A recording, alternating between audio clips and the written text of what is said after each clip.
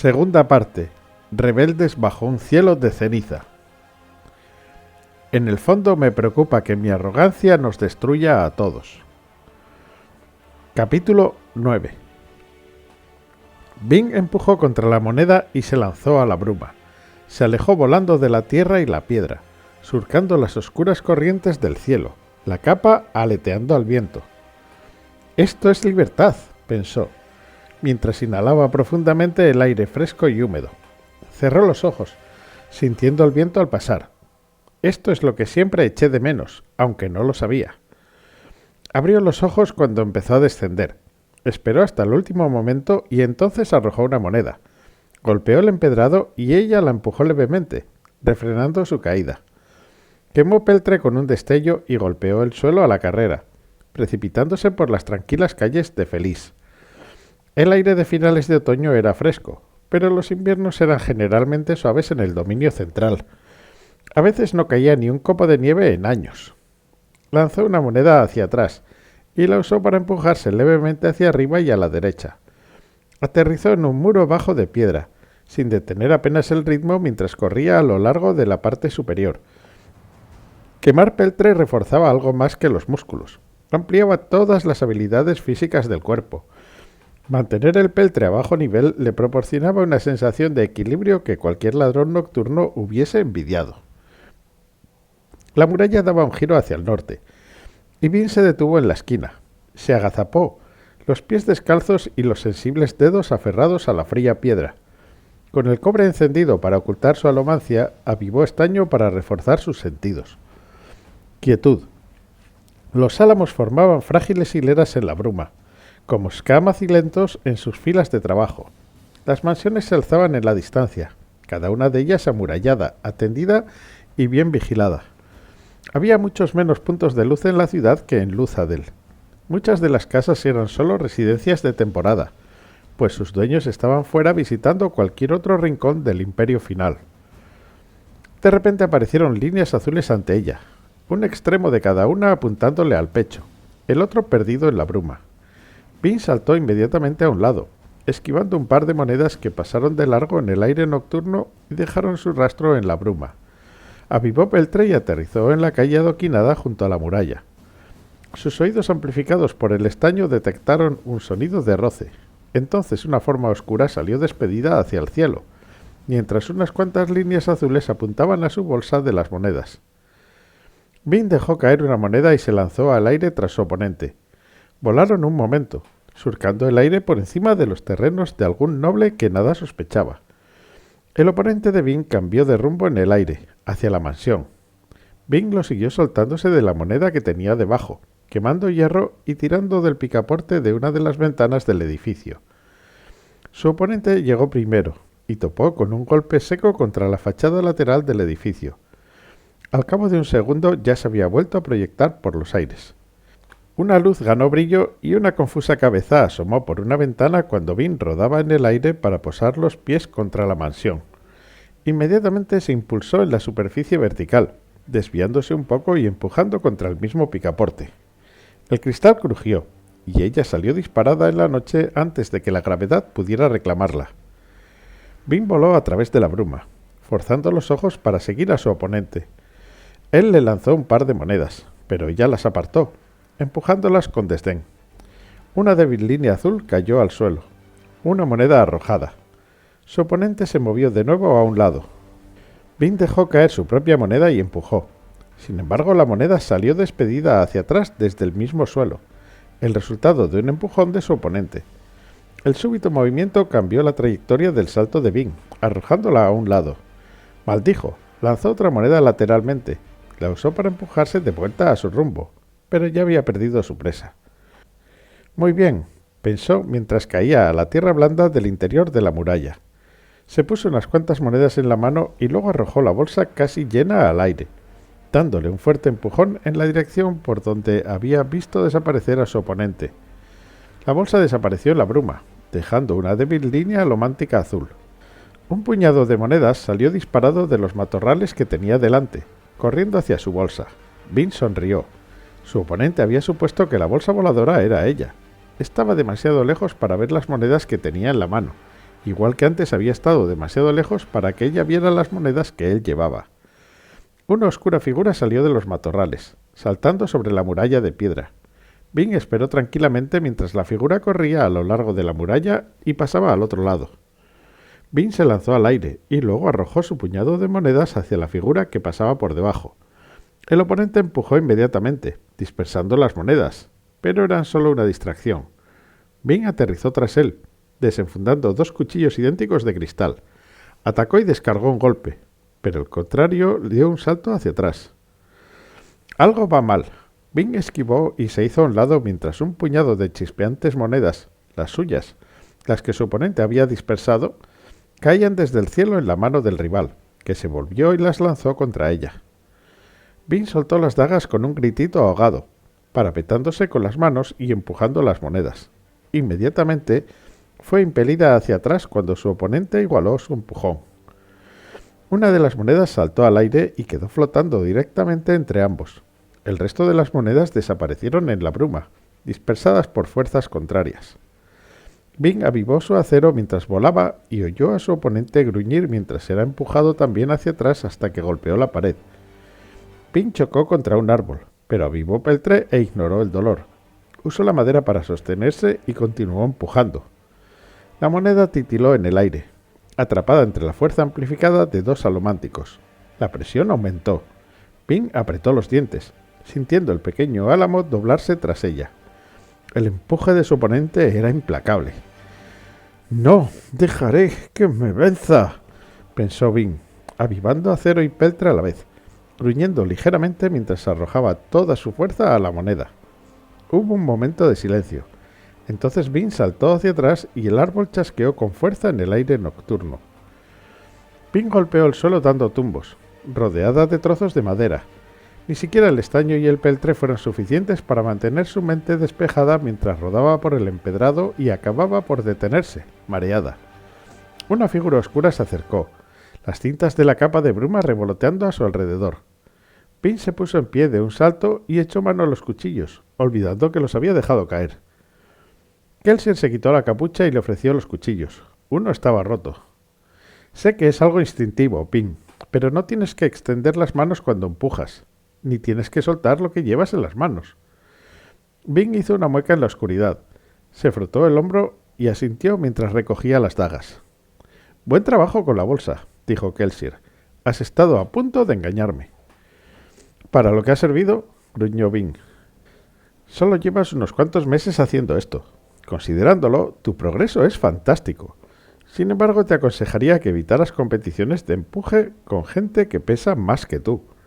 Hizo una pausa, mirando la figura bajita y delgada de Bing, lo cual significa que deberías evitar enfrentarte casi con cualquiera. Bing suspiró y se desperezó. Tendría más magulladuras. Al menos no serán visibles. Ahora que los moratones que le había causado Camon habían desaparecido por fin, Saced le había advertido que tuviera cuidado. El maquillaje no los cubriría completamente, y tendría que parecer una joven noble decente si iba a infiltrarse en la corte. «Toma», dijo Kelsier entregándole algo. «Un recuerdo». Bing alzó el objeto, la moneda que habían empujado entre los dos. La presión la había doblado y aplastado. «Te veré en la mansión», dijo Kelsier. Bing asintió, y Kelsier desapareció en la noche. «Tiene razón», pensó. «Soy más pequeña, peso menos y tengo un alcance más breve que la gente con quien pueda enfrentarme. Si ataco a alguien de frente, perderé». La alternativa siempre había sido su método de cualquier manera: debatirse en silencio, permanecer invisible. Tendría que aprender a usar la alomancia del mismo modo. Kelsier seguía diciéndole que estaba desarrollando de manera sorprendentemente rápida sus habilidades alománticas. Parecía convencido de que era por sus lecciones, pero Bing creía que se debía a otra cosa. Las brumas, los paseos nocturnos, todo eso le parecía adecuado. No le preocupaba dominar la alomancia a tiempo para ayudar a Kelsier contra otros nacidos de la bruma. Era su otra función en el plan lo que le preocupaba. Suspirando, Bing saltó sobre la muralla para buscar su bolsa de monedas. En la mansión, no la casa de Renou, sino la vivienda de algún otro noble, había luces encendidas y gente moviéndose. Nadie se aventuró a salir a la noche. Los Ska temían a los espectros, Los nobles seguramente imaginaban que los nacidos de la bruma habían causado el alboroto. Ninguna de las dos posibilidades invitaba a una persona en su sano juicio a un enfrentamiento. Bean localizó su bolsa siguiendo las líneas de acero en las ramas superiores de un árbol. Tiró suavemente hasta hacerla caer en su mano, y luego se marchó a la calle. Kelsier debía de haber dejado allí la bolsa. Las 2 docenas de óvulos que contenía no merecían su tiempo. Sin embargo, durante casi toda su vida, Bean había mendigado y pasado hambre. No podía permitirse derrochar. Incluso lanzar monedas para saltar la hacía sentirse incómoda.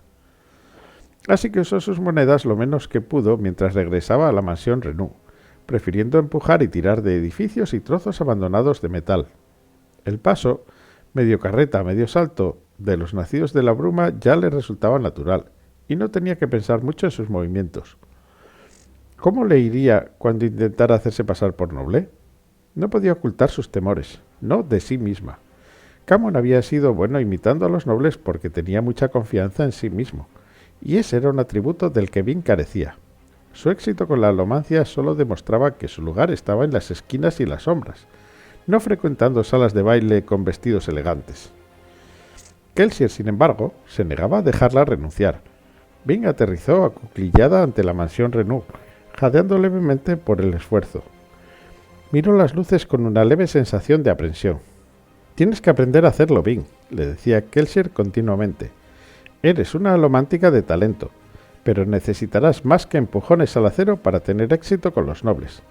Hasta que puedas moverte en su sociedad con la facilidad con que lo haces en las brumas, estarás en desventaja». Dejando escapar un silencioso suspiro, Bean se incorporó. Se quitó la capa y la dejó caer para recogerla más tarde. Luego subió los escalones y entró en el edificio. Cuando preguntó por Saced, los criados de la mansión le indicaron las cocinas, así que se encaminó hacia la sección apartada y oculta del edificio formada por las viviendas de los sirvientes. Incluso esa parte del edificio estaba inmaculadamente limpia. Bean estaba empezando a comprender por qué Renaud era un impostor tan convincente. No permitía imperfecciones. Si mantenía su actuación la mitad de bien que mantenía el orden en su mansión, entonces Bean dudaba que nadie descubriera jamás el engaño. Pero debe de tener algún defecto, pensó. En la reunión de hace 2 meses, Kelsier dijo que Renaud no podría soportar el escrutinio de un inquisidor. ¿Es posible que puedan percibir algo de sus emociones, algo que lo traicione? Era un asunto secundario, pero Bean lo había olvidado. A pesar de las palabras sobre la sinceridad y la confianza, Kelsier todavía tenía sus secretos. Todo el mundo los tenía. Saced estaba, en efecto, en las cocinas. Hablaba con una criada de mediana edad. Era alta para tratarse de una ska, aunque de pie junto a Saced parecía diminuta. Bean la reconoció como miembro del personal de la casa. Se llamaba Kosan. Bean había hecho el esfuerzo de memorizar los nombres de todo el personal, aunque solo fuera para no perderles la pista. Saced se volvió cuando ella entraba. «Ah, dama Bean, regresas a tiempo», indicó a su acompañante. «Ella es Kosan». Kosan estudió a Bean con aire profesional. Bean ansió regresar a las brumas, donde la gente no podía mirarla así. «Creo que ya es lo bastante largo», dijo Saced. «Es probable», respondió Kosan, «pero no puedo hacer milagros, maese Bacht». Saced asintió. Bacht era, al parecer, el tratamiento que se daba a los mayordomos terrisanos. Sin ser del todo ska, pero tampoco claramente nobles, los terrisanos ocupaban un lugar muy extraño en la sociedad imperial. Bean los estudió a los dos con recelo. «Tu pelo, señora», dijo Saced tranquilo. «Kosan va a cortártelo». «Oh», dijo Bean tocándoselo. Lo tenía un poco largo para su gusto, aunque dudaba que Saced fuera a hacérselo cortar como un muchacho. Kosan indicó una silla y Bean se sentó, reticente. Le enervaba sentarse dócilmente mientras alguien trabajaba con tijeras tan cerca de su cabeza, pero no había más remedio. Después de pasar las manos por el pelo de Bean, mientras dejaba escapar leves sonidos de desaprobación, Kosan empezó a cortar.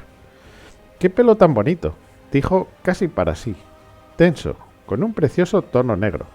«Es una lástima que lo lleve tan descuidado, maese Bacht. Muchas mujeres de la corte morirían por un pelo como este. Tiene suficiente cuerpo para ahuecarse, pero es lo bastante liso para trabajar con facilidad con él». Saced sonrió. Tendremos que encargarnos de que reciba mejores cuidados en el futuro, dijo. Cosán continuó su trabajo, asintiendo para sí. Al cabo de un rato, Saced se acercó y se sentó delante de Bing.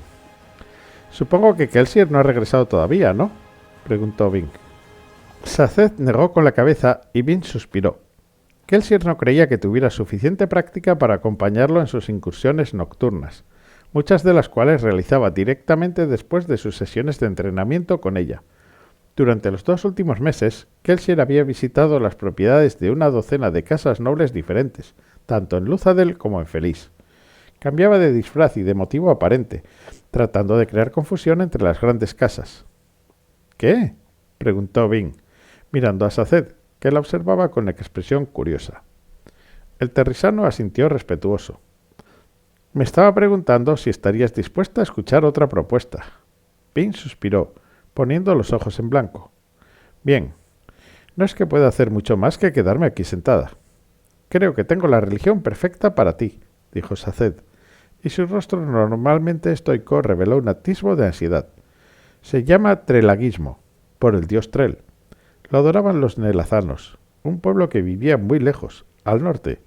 En su tierra, el ciclo del día y la noche era muy extraño. Durante algunos meses del año estaba oscuro casi todo el día. En verano, sin embargo, solo oscurecía unas cuantas horas. Los nelazanos creían que había belleza en la oscuridad y que la luz del día era más profana. Consideraban las estrellas los 1000 ojos de Trel que los miraban. El sol era el único ojo celoso del hermano de Trel, Nalt. Como Nalt tenía solo un ojo, lo hacía brillar con tanta fuerza para superar a su hermano. Los nelazanos, sin embargo, no se dejaban impresionar y preferían adorar al silencioso Trel, que los vigilaba incluso cuando Nalt oscurecía el cielo. Saced guardó silencio. Bing no estaba segura de cómo responder, así que no dijo nada. «Realmente es una buena religión, dama Bing», dijo Saced, «muy amable y a la vez muy poderosa». Los nelazanos no eran un pueblo avanzado, pero sí bastante decidido.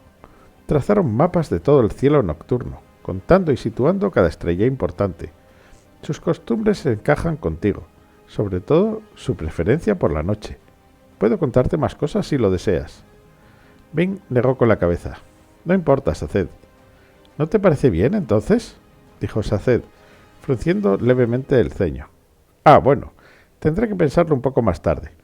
Gracias, señora. Creo que eres muy paciente conmigo». «¿Pensarlo un poco más?», preguntó Bing. «Es la 5ª religión a la que tratas de convertirme, Saz.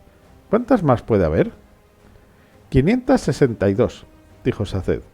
«O al menos ese es el número de sistemas de creencias que conozco. Hay probable y desafortunadamente otras que han desaparecido de este mundo sin dejar huellas para que mi pueblo las recopile». Bing hizo una pausa.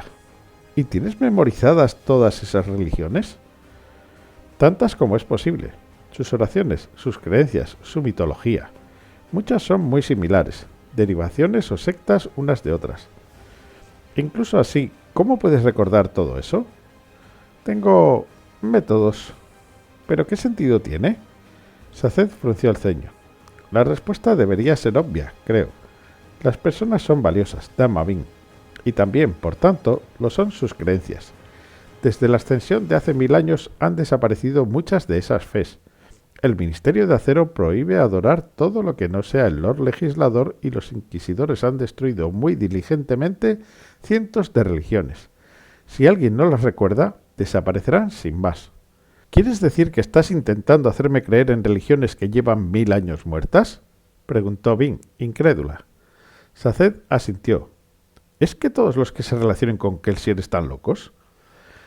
«El imperio final no puede durar eternamente», dijo Saced en voz baja. «No sé si Maese Kelsier será quien le ponga fin, pero ese fin vendrá, y cuando lo haga, cuando el Ministerio de Acero ya no domine, los hombres querrán regresar a las creencias de sus padres. Ese día recurrirán a los guardadores y ese día devolveremos a la humanidad sus verdades olvidadas». «¿Guardadores?», preguntó Bing, mientras Cosán procedía a recortar su flequillo. «¿Hay más como tú?» «No muchos, pero algunos. Suficientes para pasar las verdades a la siguiente generación». Bing permaneció pensativa, resistiendo la necesidad de agitarse bajo la labor de Cosán. La mujer, desde luego, se estaba tomando su tiempo. Cuando Ring le cortaba el pelo a Bing, le bastaban unos cuantos trasquilones. ¿Repasamos tus lecciones mientras esperamos, Dharma Bing?, preguntó Saced. Bing miró al terrisano, que le dedicó una leve sonrisa. Sabía que la tenía cautiva. Bing no podía esconderse, ni siquiera acercarse a la ventana para contemplar las brumas. Solo podía quedarse sentada y escuchar. Bien.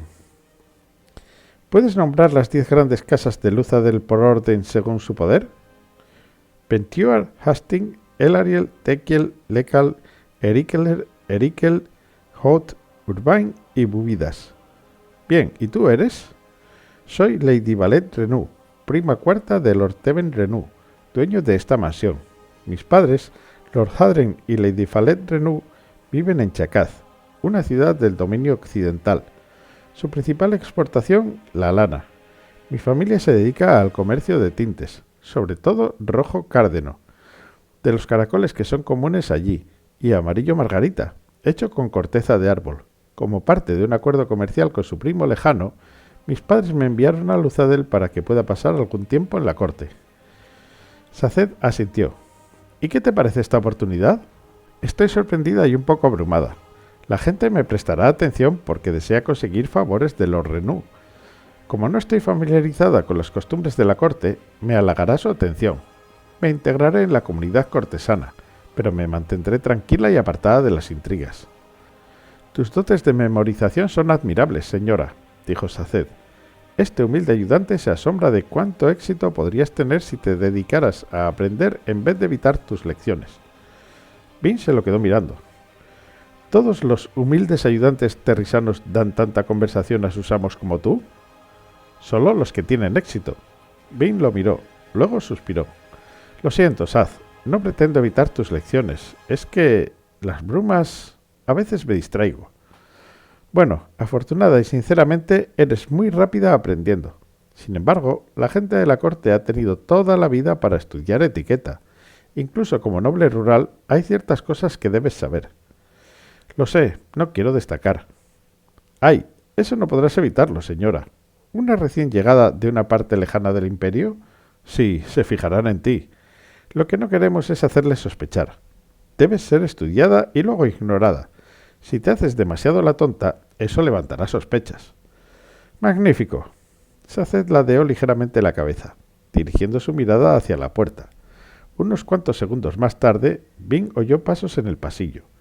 Kelsier entró en la sala con paso tranquilo y una sonrisa de satisfacción. Se quitó la capa de bruma y se detuvo al ver a Bing.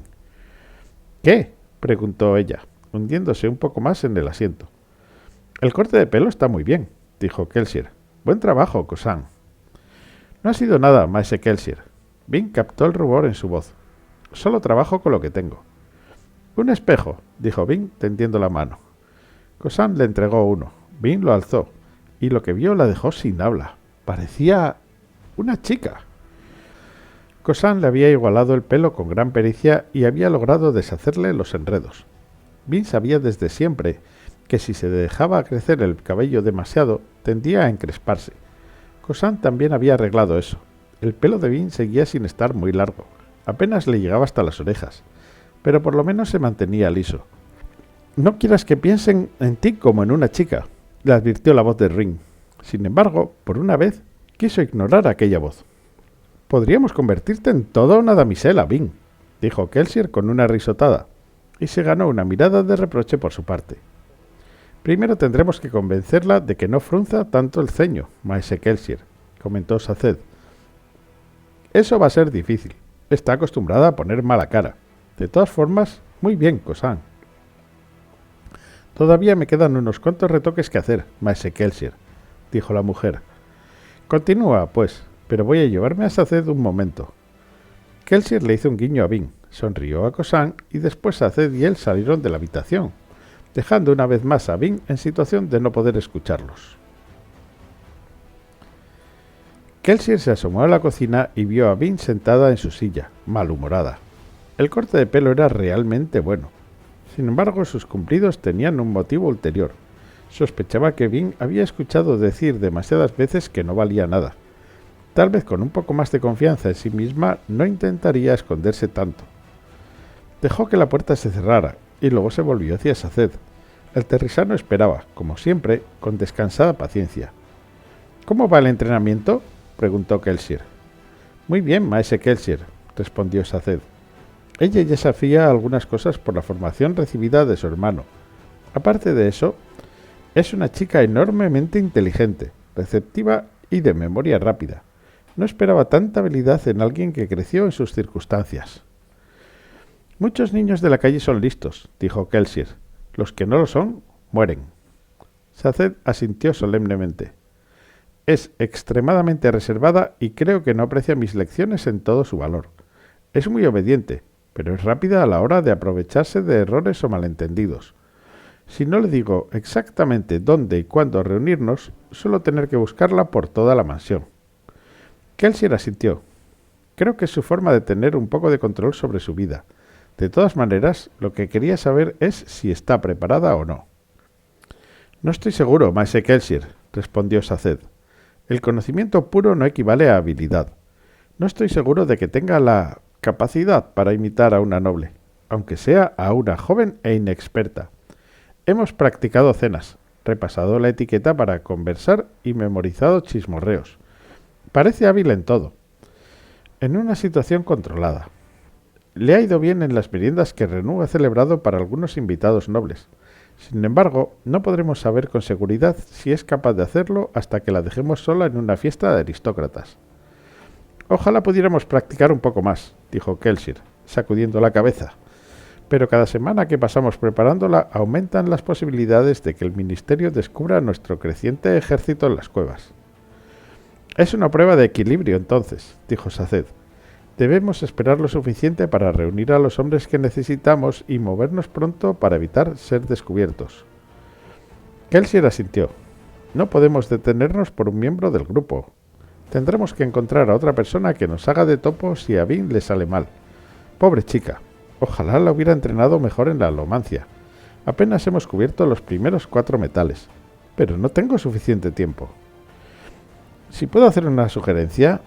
Por supuesto, Saz. Envía a la chica con alguno de los brumosos del grupo. He oído decir que Brisa es un aplacador eficaz, y sin duda los demás son igualmente dotados. Que ellos le enseñen a Vin cómo usar sus habilidades. Kelsier hizo una pausa y reflexionó. Es buena idea, Saced. Pero... Kelsier miró hacia la puerta. Al otro lado, Vin seguía sometida a su corte de pelo. No estoy seguro. Hoy, cuando nos estábamos entrenando, nos enzarzamos en una pelea empujando a Cero. La chica debe de pesar menos de la mitad que yo, pero me ofreció de todas formas un enfrentamiento decente. Personas distintas tienen fuerzas distintas en la alomancia, dijo Saced. Sí, pero la diferencia no suele ser tan grande, respondió Kelsier. Además, yo tardé muchos meses en aprender a manipular mis tirones y empujones. No es tan fácil como parece. Incluso comprender algo tan sencillo como empujarte a ti mismo hasta lo alto de un tejado requiere asimilar el peso, el equilibrio y la trayectoria. Pero Vin parece saber todas esas cosas por instinto. Cierto, solo puede usar los primeros 4 metales con habilidad, pero el progreso que ha hecho es sorprendente. Es una chica especial. Kelsier asintió. Se merece más tiempo para aprender sus poderes. Me siento un poco culpable por haberla metido en nuestros planes. Seguro que acaba en una ceremonia de ejecución del ministerio con el resto de nosotros. Pero esa culpabilidad no te impedirá usarla como espía de la aristocracia. Kelsier negó con la cabeza. No, respondió Kelsier en voz baja. No lo hará. Necesitamos toda la ventaja que podamos conseguir, pero... Vigílala, Saz. De ahora en adelante actuarás como mayordomo y guardián de Vin en todos los actos a los que asista. No resultará extraño que la acompañe un sirviente terrisano. En absoluto, reconoció Saced. De hecho, sería extraño enviar a una chica de su edad a la corte sin escolta. Kelsier asintió. Protégela, Saced. Puede que sea una alomántica poderosa, pero carece de experiencia. Me sentiré mucho menos culpable enviándola a esos cubiles aristocráticos si sé que tú estás con ella. La protegeré con mi vida, maese Kelsier. Te lo prometo. Kelsier sonrió y colocó agradecido una mano en el hombro de Saced. Pobre del hombre que se interponga en tu camino. Saced inclinó la cabeza con humildad. Parecía inofensivo, pero Kelsier conocía la fuerza que escondía. Pocos hombres, alománticos o no, lo tendrían fácil para enfrentarse a un guardador cuya furia hubieran despertado. Quizá eso explicara que el ministerio hubiese perseguido a aquella secta hasta su práctica extinción. Muy bien, dijo Kelsier. Vuelve a tus enseñanzas. Lord Venture va a celebrar un baile a finales de semana, y preparada o no, Bing estará allí. Me sorprende cuántas naciones se han unido en pos de nuestro propósito. Sigue habiendo disidentes, naturalmente, y algunos reinos, por desgracia, se han enzarzado en guerras que no he podido detener. Sin embargo, contemplar esta unidad general es glorioso, casi abrumador. Ojalá a las naciones de la humanidad no les hubiera hecho falta una amenaza tan terrible para ver el valor de la paz y la cooperación. Capítulo 10. Bing caminaba por una calle de las Grietas, uno de los muchos suburbios ska de Luthadel, con la capucha puesta. Por algún motivo prefería el calor asfixiante de una capucha a la opresiva luz roja del sol. Caminaba encorvada, la mirada gacha, pegada al borde de la calle. Los ska con los que se cruzaba tenían el mismo aire de derrota. Nadie alzaba la cabeza. Nadie caminaba con la espalda recta o una sonrisa optimista. En los suburbios, esas cosas podían hacerte parecer sospechoso. Casi había olvidado lo opresiva que podía ser Luthadel. Las semanas que había pasado en Feliz la habían acostumbrado a sus árboles y su piedra limpia. Aquí no había nada blanco, ningún álamo, nada de granito encalado, todo era negro. Los edificios estaban manchados por incontables y sucesivas lluvias de ceniza, el aire lleno del humo de las infames herrerías de Luthadel y un millar de cocinas de nobles. El empedrado, los portales y las esquinas cubiertos de hollín. Los suburbios rara vez se limpiaban. Es como si las cosas fueran más brillantes de noche que durante el día, pensó Bing, arrebujándose en su capa ska y doblando una esquina. Pasó junto a mendigos agazapados con las manos tendidas esperando una limosna. Sus súplicas caían en vano en los oídos de unas personas que también pasaban hambre. Pasó junto a obreros que caminaban con la cabeza gacha y los hombros hundidos, los gorros o las capuchas caladas para mantener la ceniza apartada de sus ojos. De vez en cuando pasaban ante escuadrones de guardias de la ciudad, armados de pies a cabeza, peto, casco y capa negra, e intentando parecer lo más intimidatorios que podían. Este último grupo se movía en los suburbios actuando como la mano del Lord Legislador en una zona que la mayoría de los obligadores encontraba demasiado repugnante para visitar. Los hombres de la guarnición daban patadas a los mendigos para asegurarse de que eran realmente inválidos. Detenían a los obreros que pasaban para acosarlos porque estaban en la calle en vez de trabajando y solían molestar a todo el que podían. Pin se encogió cuando pasó un grupo y se bajó aún más la capucha. Era lo bastante mayor para tener que estar engendrando hijos o trabajando en una fábrica, pero por su altura parecía más joven. O bien la treta funcionó, o aquel escuadrón no estaba interesado en buscar gente descarriada, pues la dejaron pasar sin apenas mirarla. Bing dobló una esquina, recorrió un callejón manchado de ceniza y se acercó al comedor comunitario que había al fondo de la pequeña calle. Como la mayoría de las cocinas, esta era sucia y estaba pobremente mantenida. En una economía en la que los obreros rara vez obtenían una paga directa, las cocinas tenían que ser mantenidas por la nobleza. Algunos lores locales, dueños de las fábricas y fraguas de la zona, lo más probable, pagaban al dueño de la cocina para que proporcionara comida a los ska. Los obreros recibían vales por su tiempo y se les concedía un breve descanso a mediodía para ir a comer. Los comedores evitaban a los pequeños negocios los costes de proporcionar comida en el lugar de trabajo. Naturalmente, como al dueño del comedor se le pagaba, podía embolsarse lo que ahorrara en ingredientes. Según la experiencia de Bing, la comida de las cocinas era tan sabrosa como el agua manchada de ceniza. Por fortuna no había ido a comer. Se unió a la cola en la puerta y esperó en silencio mientras los obreros mostraban sus fichas de comida. Cuando le llegó el turno, sacó un disquito de madera y se lo pasó al ska de la puerta. El hombre aceptó la ficha con un rápido movimiento, asintiendo casi imperceptiblemente hacia la derecha. Bing se encaminó en la dirección indicada. atravesó un sucio comedor cuyo suelo estaba cubierto de la ceniza que habían arrastrado al entrar. Cuando se acercó a la pared del fondo, vio una ajada puerta de madera en un rincón. Un hombre sentado ante la puerta la miró a los ojos, asintió brevemente y abrió la puerta. Pin pasó veloz a la habitación contigua. —¡Pin, querida! —dijo Brisa, sentado ante una mesa situada cerca del centro de la habitación. —¡Bienvenida! ¿Qué tal por feliz? Pin se encogió de hombros y se sentó a la mesa. —Ah —dijo Brisa—, casi había olvidado lo fascinante de tu conversación. ¿Vino? Pin negó con la cabeza. —Bueno, pues a mí sí que me apetece. Brisa vestía uno de sus extravagantes trajes y tenía un bastón de duelo cruzado sobre el regazo. La habitación, iluminada por una única lámpara, estaba mucho más limpia que el comedor. De los otros 4 hombres presentes, Pin solo reconoció a uno, un aprendiz del taller de Klaus. Los 2 que había junto a la puerta eran guardias, sin duda. El último hombre parecía un obrero ska corriente, casaca ennegrecida y rostro ceniciento incluidos. Su aire de confianza, sin embargo, demostraba que era miembro de los bajos fondos, uno de los rebeldes de Jeden, tal vez. Brisa alzó su copa y la golpeó con la uña. El rebelde lo miró con mala cara. —Ahora mismo te estás preguntando si estoy usando la alomancia contigo —dijo Brisa. —Tal vez sí, tal vez no. ¿Importa? Estoy aquí por invitación de tu jefe y te ordenó que te encargaras de que me sintiera cómodo. Y te lo aseguro, una copa de vino en la mano es absolutamente necesaria para mi comodidad. El ska esperó un momento y luego tomó la copa y se marchó, murmurando entre dientes sobre costes estúpidos y recursos malgastados. Brisa alzó una ceja y se volvió hacia Pin.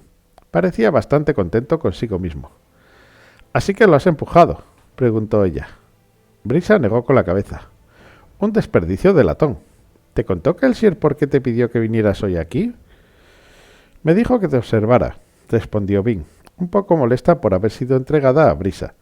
Dijo que no tenía tiempo de entrenarme en todos los metales. —Bien, empecemos entonces —dijo Brisa. —Primero, debes comprender que aplacar es algo más que simple alomancia. Se trata del delicado y noble arte de la manipulación. —Noble, en efecto —dijo Pin. —Ah, hablas como uno de ellos. —¿Ellos? —Todos los demás —dijo Brisa. ¿Viste cómo me ha tratado el caballero Ska? La gente no nos aprecia, querida. La idea de que alguien pueda jugar con sus emociones, de que pueda místicamente obligarlos a hacer ciertas cosas, les hace sentirse incómodos. De lo que no se dan cuenta, y tú debes hacerlo, es que manipular a los demás es algo que todo el mundo hace. De hecho, la manipulación está en el meollo de nuestra interacción social. Se echó hacia atrás, alzó su bastón de duelo e hizo un leve gesto con él mientras hablaba. Piénsalo. ¿Qué hace un hombre cuando busca el afecto de una joven? Bueno, intenta manipularla para que lo mire con buenos ojos. ¿Qué pasa cuando 2 viejos amigos se sientan a tomar una copa? Se cuentan historias, tratando de impresionarse mutuamente.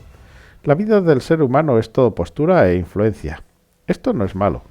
De hecho, dependemos de ello. Estas interacciones nos enseñan a responder a los demás. Hizo una pausa y señaló a Pin con el bastón. La diferencia entre los aplacadores y la gente corriente es que nosotros somos conscientes de lo que hacemos. También tenemos una ligera ventaja, pero ¿implica de verdad mucho más poder que tener una personalidad carismática o unos buenos dientes? Creo que no. Además, como mencionaba, un buen aplacador debe tener más dotes que su habilidad para usar la alomancia. La alomancia no te permite leer la mente ni las emociones. En cierto modo, estás tan ciego como los demás. Lanzas ráfagas emocionales dirigidas a una sola persona o a una zona y tus sujetos alterarán sus emociones. Es de esperar que produciendo el efecto que deseabas. Sin embargo, los grandes aplacadores son aquellos que pueden usar con éxito sus ojos e instintos para saber cómo se siente una persona antes de ser manipulada. ¿Qué importa lo que sientan?, dijo Pin, tratando de disimular su malestar. Vas a aplacarlos de todas formas, ¿no? Así, cuando acabas, sienten lo que tú quieres que sientan. Brisa suspiró, agitando la cabeza. ¿Qué dirías si supieras que te he aplacado en 3 ocasiones durante nuestra conversación? Pin se embaró. ¿Cuándo?, exigió. ¿Importa?, preguntó Brisa. Esta es la lección que debes aprender, querida. Si no puedes leer lo que siente alguien, nunca tendrás sutileza con la alomancia emocional. Empuja a alguien demasiado e incluso el más ciego de los ska se dará cuenta de que está siendo manipulado de algún modo. Si tocas con demasiada suavidad, no producirás ningún efecto perceptible y las otras emociones, más potentes, seguirán dominando a su sujeto. Brisa volvió a negar con la cabeza. Todo se basa en comprender a la gente. Tienes que leer cómo se siente alguien, cambiar ese sentimiento dándole un empujoncito en la dirección adecuada y luego canalizar ese nuevo estado emocional para tu ventaja. Ese, querida mía, es el desafío. Es difícil, pero para aquellos que lo hacen bien... La puerta se abrió y el Oskar regresó con una botella entera de vino. La depositó con una copa en la mesa, delante de Brisa, y luego se situó en el otro extremo de la habitación, junto a la mirilla que daba al comedor. «Hay enormes recompensas», dijo Brisa, con una tranquila sonrisa. Le hizo un guiño y sirvió un poco de vino. Bean no estaba segura de qué pensar. La opinión de Brisa parecía cruel. Sin embargo, Ring la había entrenado bien. Si no tenía poder sobre eso, otros lo tendrían sobre ella. Empezó a quemar cobre, como le había enseñado Kelsier, para protegerse de nuevas manipulaciones por parte de Brisa. La puerta volvió a abrirse y una figura familiar, ataviada con un chaleco, entró. «Hola, Bean», dijo Ham con un gesto amistoso. Se acercó a la mesa, mirando el vino. «Brisa, sabes que la rebelión no tiene dinero para este tipo de cosas». «Kelsier las pagará», respondió Brisa con un ademán de indiferencia. «No puedo trabajar con la garganta seca. Eso es todo. ¿Cómo está la zona?» «Segura», dijo Ham, «pero he apostado ojos de estaño en las esquinas por si acaso. Tu salida de emergencia está detrás de esa puerta de la esquina». Brisa asintió. Ham se volvió a mirar al aprendiz de Claps. «¿Estás ahumando por ahí atrás, Cobble?» El muchacho asintió. «Buen chico», dijo Ham. «Eso es todo, entonces. Ahora solo tenemos que esperar el discurso de Kell». Brisa comprobó su reloj de bolsillo. «Todavía faltan unos minutos. ¿Pido que alguien te traiga una copa?» «Paso», dijo Ham. Brisa se encogió de hombros y bebió vino. Hubo un momento de silencio. Finalmente, Ham habló. «Entonces...» «No», interrumpió Brisa. «Pero, sea lo que sea, no queremos oírlo». Ham miró al aplacador, con mala cara. «No puedes empujarme para que obedezca, Brisa». Brisa puso los ojos en blanco y tomó un sorbo de vino. «¿Qué?», preguntó Bean. «¿Qué ibas a decir?» «No lo animes, querida», dijo Brisa. Bean frunció el ceño, miró a Ham, que sonrió. Brisa suspiró. «Dejadme fuera. No estoy de humor para uno de los absurdos debates de Ham». «Ignóralo», dijo Ham ansiosamente, acercando su silla un poco más a Bean. «Verás, me he estado preguntando, ¿al derrocar al Imperio Final estamos haciendo algo bueno o algo malo?» Bean se le quedó mirando. «¿Importa?» Ham pareció sorprendido, pero Brisa se echó a reír. «Bien contestado», dijo el aplacador. Ham miró a Brisa, luego se volvió hacia Bean. «Pues claro que importa». «Bueno, supongo que estamos haciendo algo bueno», contestó Bean. «El Imperio Final lleva siglos oprimiendo a los ska». «Cierto, pero hay un problema.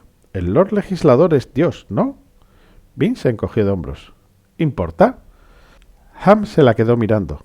Ella puso los ojos en blanco. «Muy bien, el Ministerio dice que es Dios». «La verdad es que el Lord Legislador es solo un pedazo de Dios», advirtió Brisa. «Es la Alaska del infinito. No es omnisciente ni omnipotente, sino una sección independiente de una conciencia que lo es». Ham suspiró. «Creía que no querías implicarte». «Solo me aseguraba de que todo el mundo comprende los hechos», respondió Brisa. «Pues bien», dijo Ham, «Dios es el creador de todas las cosas, ¿no? Es la fuerza que dicta las leyes del universo, y por tanto es la fuente última de la ética. Es moralidad absoluta». Bean parpadeó. «¿Ves el dilema?», preguntó Ham. «Veo un idiota», murmuró Brisa. «Estoy confusa. ¿Cuál es el problema?» «Nosotros decimos estar haciendo el bien», contestó Ham. «Pero el Lord Legislador, como Dios, define lo que es el bien. Así que al oponernos a él, somos el mal. Pero como él está haciendo algo malo, ¿cuenta en este caso el mal como bien?» Bean frunció el ceño. «¿Bien?», preguntó Ham. Creo que me das dolor de cabeza. Te lo había advertido, le recordó Brisa. Ham suspiró. ¿Pero no crees que merece la pena pensarlo? No estoy segura. Yo sí, dijo Brisa. Ham sacudió la cabeza. Aquí a nadie le gusta tener conversaciones decentes e inteligentes. El rebelde ska del interior se volvió de repente. ¡Ha llegado Kelsier! Ham alzó una ceja, luego se puso en pie. Debería ir a asegurar el perímetro. Piensa en lo que te he dicho, Bing. Muy bien, dijo Bing mientras Ham se marchaba. Por aquí, Bing, dijo Brisa incorporándose. Hay mirillas en la pared para nosotros. Sé amable y acércame la silla, ¿quieres? Brisa no miró atrás para ver si ella hacía lo que le pedía. Bing se detuvo, insegura. Con el cobre encendido, él no podía aplacarla, pero... Al final suspiró y llevó ambas sillas hasta un extremo de la habitación. Brisa corrió una larga y delgada pieza de madera en la pared, revelando una vista del salón. Varios sucios ska estaban sentados a las mesas. Vestían casacas marrones o capas harapientas. Eran un grupo sombrío, con la piel manchada de ceniza y aspecto vencido. Sin embargo, su presencia en la reunión significaba que estaban dispuestos a escuchar. Jeden ocupaba una mesa en la parte delantera, con su habitual ropa remendada de obrero y el pelo rizado más corto que la última vez que lo había visto Bing. Bing había esperado una especie de entrada triunfal de Kelsier. En cambio, se limitó a salir en silencio de la cocina. Se detuvo junto a la mesa de Jeden, sonrió mientras conversaba brevemente con el hombre un momento, y luego se plantó ante los obreros sentados. Bing nunca lo había visto con ropa tan mundana. Llevaba una casaca ska marrón y pantalones pardos, como muchos de los presentes. Sin embargo, el atuendo de Kelsier estaba limpio. El tejido no estaba manchado de hollín, y aunque era tan burdo como el que los ska usaban normalmente, no tenía parches ni remiendos. La diferencia era bastante notable, decidió Bing.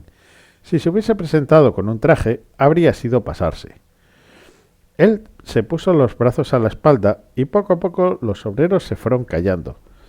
Bing frunció el ceño mientras miraba y se preguntó por la habilidad que tenía Kelsier para imponer el silencio en una habitación de hombres ansiosos con tan solo plantarse ante ellos. ¿Estaba tal vez usando la alomancia? Sin embargo, incluso con su cobre encendido, ella sentía una presencia por su parte. Cuando la habitación estuvo silenciosa, Kelsier empezó a hablar. «Es probable que a estas alturas todos hayáis oído hablar de mí», dijo, «y no estaríais aquí si al menos no sintierais cierta simpatía por mi causa». Al lado de Bing, Brisa bebió de su copa. «Aplacar y encender no son como las otras formas de alomancia», murmuró. «Con la mayoría de los metales, empujar o tirar tiene efectos opuestos. Sin embargo, con las emociones, a menudo puedes producir los mismos resultados tanto si aplacas como si enciendes. Esto no se cumple con los estados emocionales extremos, la completa falta de emoción o la pasión absoluta. No obstante, en la mayoría de los casos no importa qué poder uses. Las personas no son como bloques sólidos de metal. En todo momento tendrán una docena de emociones diferentes revolviéndose en su interior. Un aplacador experimentado puede apaciguarlo todo menos la emoción que quiere que sea dominante». Brisa se volvió. «Ruth, que entre la criada de azul, por favor». Uno de los guardias asintió. Abrió la puerta una rendija y le susurró algo al hombre que había al otro lado. Un momento después, Bing vio que una criada vestida con un ajado vestido azul empezaba a servir bebidas a los congregados. «Mis aplacadores están mezclados con la gente», dijo Brisa, con voz distraída. «Las criadas son un aviso que indica a mis hombres qué emociones hay que retirar. Trabajarán como lo hago yo». Se calló y se concentró mientras miraba a la multitud. «Fatiga», susurró. «No es una emoción necesaria ahora mismo. Hambre distrae. Recelo decididamente no es útil. Sí, y a medida que los aplacadores actúan, los encendedores inflaman las emociones que queremos que la multitud sienta. Curiosidad. Eso es lo que necesitan ahora. Sí, escuchad a Kelsier. Habéis oído leyendas e historias. Ved al hombre en persona e impresionaos». «Sé por qué habéis venido hoy», dijo Kelsier en voz baja. En su voz apenas quedaba rastro del descaro que Bing asociaba con él, reemplazado por un tono suave pero directo. 12 horas al día en una fábrica, una mina o una fragua. Palizas, falta de paga, poca comida. ¿Y para qué? ¿Para que podáis volver a vuestras casuchas al final del día y encontrar otra tragedia? Un amigo muerto a manos de un capataz descuidado. Una hija convertida en el juguete de algún noble. Un hermano muerto por un lord que tenía un mal día. Sí, susurró Brisa. Bien, rojo. Ruth, envía a la chica de rojo claro. Otra criada entró en el salón. Pasión y furia, dijo Brisa casi en un murmullo. Pero solo un poquito, solo un empujón, un recordatorio. Curiosa, Bing apagó su cobre un momento y quemó bronce tratando de sentir el uso que Brisa hacía de la alomancia. No brotaba nada de él.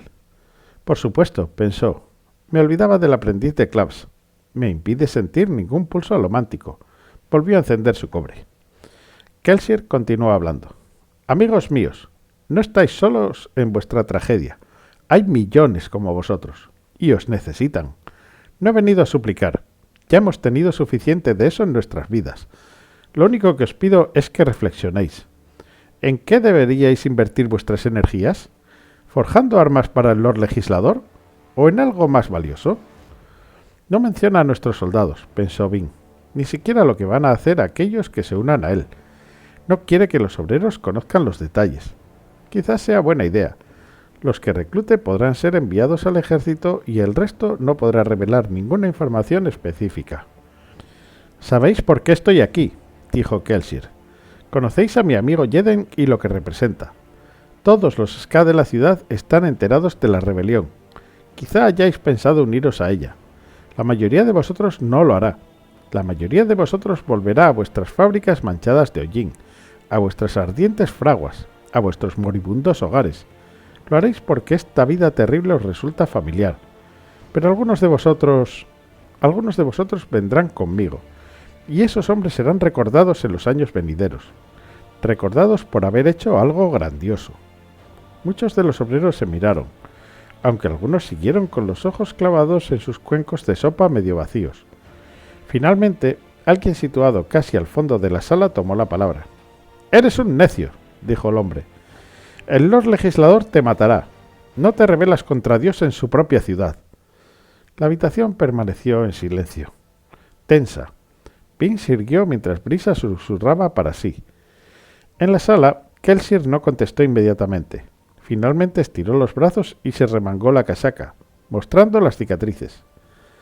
«El Lord Legislador no es nuestro Dios», dijo tranquilamente, «y no puede matarme. Lo intentó, pero fracasó, pues soy lo que él nunca podrá matar». Dicho esto, Kelsier se dio la vuelta y salió de la habitación por donde había venido. Dijo Brisa. «Bueno, ha sido un poco dramático. Ruth, trae la roja y envía a la marrón». Una criada vestida de marrón se mezcló con los congregados. «Asombro», dijo Brisa, «y sí, orgullo. Aplacar la furia, por ahora». La multitud permaneció tranquila un momento, el salón extrañamente inmóvil. Finalmente, Jeden se levantó para hablar y animar un poco más, además de para explicar lo que deberían hacer los hombres si deseaban oír más. Mientras hablaba, los ska volvieron a su comida. «Verde, Ruth», dijo Brisa. Sí, hagamos que penséis todos y os daremos un empujoncito de lealtad. No queremos que nadie corra a avisar a los obligadores, ¿no? Kel ha cubierto bien sus huellas, pero cuanto menos oigan las autoridades, mejor, ¿eh? Ah, ¿y qué hay de ti, Jeden? Estás un poco demasiado nervioso. Aplaquemos eso, para borrar tus preocupaciones. Dejemos solo esa pasión tuya. Es de esperar que sea suficiente para contrarrestar el estúpido tono de tu voz». Bing continuó mirando. Ahora que Kelsier se había ido, le resultaba más fácil concentrarse en las reacciones de la multitud y en el trabajo de Brisa. Mientras Jeden hablaba, los obreros parecieron reaccionar con precisión a las instrucciones que murmuraba Brisa. También en Jeden se notaron los efectos del aplacador. Se sintió más cómodo. Habló con más aplomo. Curiosa, Bing dejó caer de nuevo su cobre. Se concentró para ver si podía sentir el toque de Brisa en sus emociones. Estaría incluida en sus proyecciones alománticas generales. Él no tenía tiempo para elegir individuos, excepto tal vez a Jeden. Era muy, muy difícil sentirlo. Sin embargo, mientras Brisa murmuraba para sí, ella empezó a notar exactamente las emociones que él describía. No pudo dejar de sentirse impresionada. Las pocas veces que Kelsier había usado la alomancia en sus emociones, su contacto había sido como un repentino puñetazo en la cara. Tenía fuerza, pero muy poca sutileza. El contacto de Brisa era increíblemente delicado. Aplacaba ciertas emociones, reduciéndolas, mientras dejaba otras intactas. A Vin le pareció notar a sus hombres encendiendo también sus emociones, pero esos contactos no eran tan sutiles como el de Brisa. Dejó apagado su cobre, buscando toques emocionales mientras Jeden continuaba su discurso y explicaba que los hombres que se unieran a ellos tendrían que dejar familia y amigos por un tiempo, hasta un año, pero serían bien alimentados durante ese periodo. Vin sintió que su respeto por Brisa continuaba aumentando. De repente ya no estaba tan molesta con Kelsier por librarse de ella. Brisa solo podía hacer una cosa, pero obviamente tenía mucha práctica. Kelsier, como nacido de la bruma, había tenido que aprender todas las habilidades alománticas. Era lógico que no estuviera tan concentrado en ningún poder concreto. Tengo que asegurarme de que me envíe a aprender de los otros, pensó Vin. Serán maestros de sus propios poderes. Vin volvió su atención hacia el comedor mientras Jeden concluía su exhortación. «Habéis oído a Kelsier, el superviviente de Hudson», dijo. «Los rumores sobre él son ciertos. Ha renunciado a su oficio de ladrón y dedicado su atención a trabajar para la rebelión Ska. Nos estamos preparando para algo grande, algo que puede, en efecto, convertirse en nuestra última lucha contra el Imperio final. Uníos a nosotros, uníos a vuestros hermanos, uníos al superviviente». El comedor permaneció en silencio. «Rojo brillante», dijo Brisa. «Quiero que esos hombres se marchen sintiéndose apasionados por lo que han oído». «Las emociones se consumirán, ¿no?», preguntó Vin, mientras una criada vestida de rojo se acercaba al grupo. «Sí», contestó Brisa, acomodándose en su asiento y cerrando el panel. «Pero quedan los recuerdos. Si la gente asocia una emoción fuerte con un hecho, lo recuerda mejor». Unos momentos después, Ham entró por la puerta trasera. «Ha salido bien. Los hombres se marchan fortalecidos y varios de ellos se quedan rezagados. Tendremos un buen puñado de voluntarios que enviar a las cuevas». Brisa sacudió la cabeza. «No es suficiente. Dox necesita unos cuantos días para organizar cada una de estas reuniones y solo conseguimos unos 20 hombres cada vez. A este ritmo nunca conseguiremos 10.000 a tiempo». «¿Crees que necesitamos más reuniones?», preguntó Ham. «Va a ser difícil. Debemos tener mucho cuidado con estas cosas y por eso solo se invita a aquellos en los que se puede confiar razonablemente». Brisa permaneció sentado un momento. Finalmente apuró el resto de su vino. «No sé, pero tendremos que pensar en algo. Por ahora, volvamos al taller. Creo que Kelsier quiere celebrar una reunión para evaluar este encuentro de hoy». Kelsier miraba hacia el oeste. El sol de la tarde, de un rojo letal, brillaba implacable desde un cielo de humo. Justo bajo el sol, Kelsier podía ver la silueta recortada de una oscura cima, Tirian, el más cercano de los montes de ceniza. Se encontraba en lo alto del terrado del taller de Claps, escuchando a los obreros regresar a casa, abajo en las calles. Un terrado obligaba a limpiar la ceniza de vez en cuando. Por eso la mayoría de los edificios Ska tenían terrado a dos aguas, pero en opinión de Kelsier, por la vista merecía la pena el esfuerzo.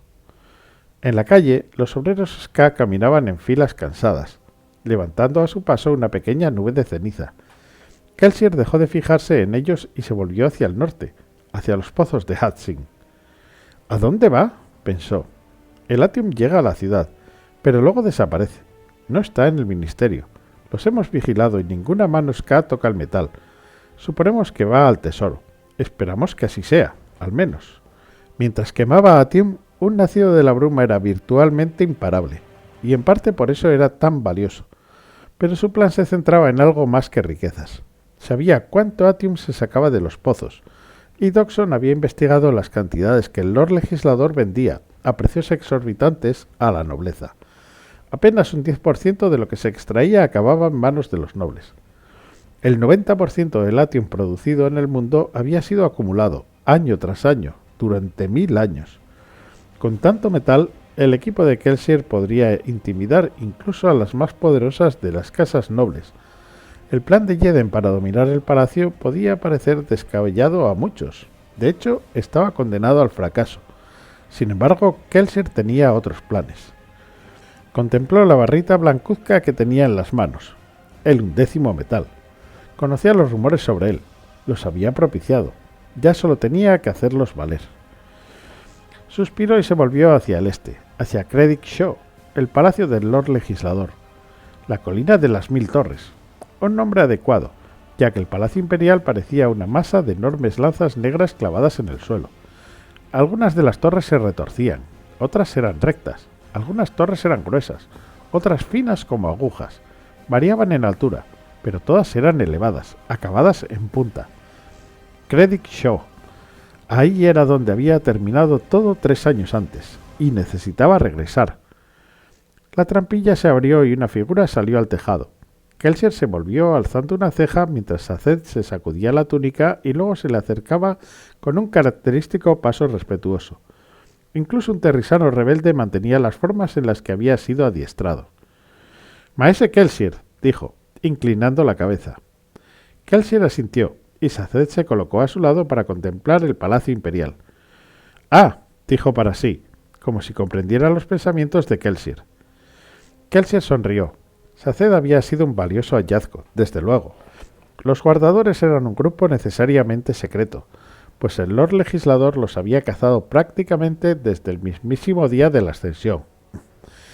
Algunas leyendas decían que el sometimiento absoluto del pueblo de Terris al Legislador, incluidos los programas de reproducción y adoctrinamiento, no era más que la consecuencia del odio que profesaba a los guardadores. «Me pregunto qué pensaría si supiera que hay un guardador en Luzadel», dijo Kelsier, a tan corta distancia del palacio. «Esperemos no descubrirlo nunca, maese Kelsier». «Aprecio tu disposición para venir a la ciudad, Saced. Sé que es un riesgo». «Es un buen trabajo», dijo Saced, «y este plan es peligroso para todos los implicados. De hecho, creo que para mí vivir ya es peligroso. No es conveniente para la salud pertenecer a una secta que el propio Lord Legislador teme». «¿Temor por su parte?», preguntó Kelsier, volviéndose para mirar a Saced. A pesar de su altura por encima de la media, el terrisano seguía sacándole una cabeza. «No estoy seguro de que tema a nada, Saz. Teme a los guardadores, definitiva e inexplicablemente. Tal vez no sea a causa de nuestros poderes. No somos alománticos, sino otra cosa, algo desconocido para él». Kelsier asintió, volviéndose hacia la ciudad. Tenía tantos planes, tanto trabajo que hacer, y en el meollo de todo estaban los Ska, los pobres, humildes, derrotados Ska. «Háblame de otra secta, Saced», dijo Kelsier, «que tenga poder». «¿Poder?», preguntó Saced. «Eso es un término relativo cuando se aplica a la religión, creo. Tal vez te guste oír hablar del jaísmo. Sus seguidores eran bastante fieles y devotos». «Háblame de ellos». «El jaísmo fue fundado por un solo hombre. Su verdadero nombre se ha perdido, aunque sus seguidores lo llaman el Ja, a secas. Fue asesinado por un rey local por predicar la discordia, algo en lo que al parecer era muy bueno. Pero con eso solo aumentó el número de sus seguidores. Los jaístas creían que la felicidad era directamente proporcional a su devoción, y eran conocidos por sus frecuentes y fervientes profesiones de fe. Al parecer, hablar con un jaísta podía ser frustrante, ya que tendían a terminar casi todas sus frases con «¡Alabado sea el Ja!». «Eso está bien, Saced», dijo Kelsier, «pero el poder es algo más que palabras». «Sí, desde luego», reconoció Saced. «Los jaístas eran fuertes en su fe. Las leyendas dicen que el ministerio tuvo que eliminarlos por completo, ya que ninguno aceptó al Lord Legislador como Dios. No duraron mucho después de la ascensión, pero solo porque eran tan descarados que fue fácil perseguirlos y matarlos». Kelsier asintió y luego sonrió, mirando a Saced. «No me has preguntado si quería convertirme». «Mis disculpas, maese Kelsier, pero esa religión no te conviene, creo. Su grado de exhibicionismo podría resultarte atractivo, pero la doctrina te parecería simplista». «Estás llegando a conocerme demasiado bien», dijo Kelsier, contemplando la ciudad. «Al final, después de que reinos y ejércitos cayeran, las religiones siguieron luchando, ¿no?». «En efecto, algunas de las religiones más resistentes duraron hasta bien avanzado el siglo V». «¿Qué las hacía tan fuertes?», preguntó Kelsier. «¿Cómo lo hicieron, Saced? ¿Qué daba a esas doctrinas tanto poder sobre la gente? No una sola cosa, creo. Algunas debían su fuerza a la fe sincera, otras a la esperanza que prometían, otras eran coercitivas. Pero todas tenían pasión. Sí, maese Kelsier, repuso Saced asintiendo. Esa afirmación es bastante certera. Es lo que hemos perdido, dijo Kelsier, contemplando la ciudad de cientos de miles de habitantes de los cuales apenas un puñado se atrevía a luchar. No tienen fe en el Lord Legislador, tan solo lo temen. No tienen nada más en lo que creer. ¿En qué crees tú, si puedo preguntarlo, maese Kelsier? Kelsier alzó una ceja. Todavía no estoy seguro del todo, admitió, pero derrocar al Imperio Final parece un buen principio. ¿Hay alguna religión en tu lista que incluya la matanza de nobles como deber sagrado? Saced frunció el ceño, desaprobando sus palabras. No lo creo, maese Kelsier. Tal vez debería fundar una, dijo Kelsier con una sonrisita. Bien, ¿han regresado ya Brisa y Bing? Acababan de llegar cuando yo subía. Bien, dijo Kelsier asintiendo. Diles que bajo dentro de un momento. Bing estaba sentada en su sillón tapizado, en la sala de reuniones, con las piernas dobladas, tratando de estudiar a Mars con el rabillo del ojo. Se parecía mucho a Kelsier. Era solo severo. No estaba furioso ni era cascarrabias como Claps, pero no era feliz. Estaba sentado en su sillón, con una expresión indescifrable. Todos los otros habían llegado ya, menos Kelsier, y charlaban tranquilamente entre ellos. Bing vio que Lestiborns la estaba mirando y lo saludó. El joven se acercó y se sentó junto a su sillón. «Mars», susurró Bing entre el murmullo general de la sala. «¿Eso es un mote?» «Es más bien en el deseo de sus sopás». Bing hizo una pausa, tratando de descifrar lo que pudiera del dialecto oriental del chico. «¿No es un mote entonces?» Lestiborns negó con la cabeza. «Pero tenía uno y todo». «¿Cuál era?» «Ojos de hierro. Los demás dejaron de usarlo. Demasiado parecido a un hierro en los ojos de verdad, ¿no? Inquisidor». Bing miró de nuevo a Mars. Su expresión era dura, sus ojos firmes, casi como si estuvieran hechos de hierro. Entendía por qué la gente había dejado de usar el mote. La simple alusión a un inquisidor de acero la hacía temblar. «Gracias». Lestiborns sonrió. Aunque era un muchacho servicial, extraño, intenso y algo nervioso, pero servicial. Se retiró a su banco cuando Kelsier llegó por fin. «Muy bien, gente», dijo. «¿Qué tenemos?» «Además de la mala noticia», preguntó Brisa. «Oigámosla». «Han pasado 12 semanas y hemos reunido menos de 2000 hombres», anunció Ham. «Incluso sumados a los que ya tiene la rebelión, andamos escasos». «¿Docs?», inquirió Kelsier. «¿Podemos celebrar más encuentros?» «A lo mejor», dijo Dodgson, desde su asiento detrás de una mesa repleta de libros. «¿Estás seguro de que quieres correr ese riesgo, Kelsier?», preguntó Jeden. Su actitud había mejorado en las últimas semanas, sobre todo desde que los reclutas de Kelsier habían empezado a aumentar. Como Rin decía siempre, los resultados hacen amigos rápidos. «Ya corremos peligro», continuó Jeden. «Corren rumores por los bajos fondos. Si seguimos causando revuelo, el ministerio se dará cuenta de que se cuece algo importante».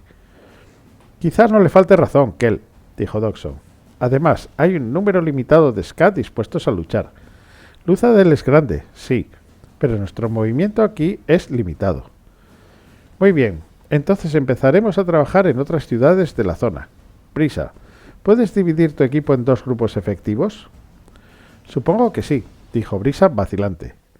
«Podemos hacer que un equipo trabaje en Luzadel y el otro en las ciudades cercanas. Creo que estaré en condiciones de asistir a todas las reuniones, suponiendo que las organicemos de modo que no se celebren al mismo tiempo.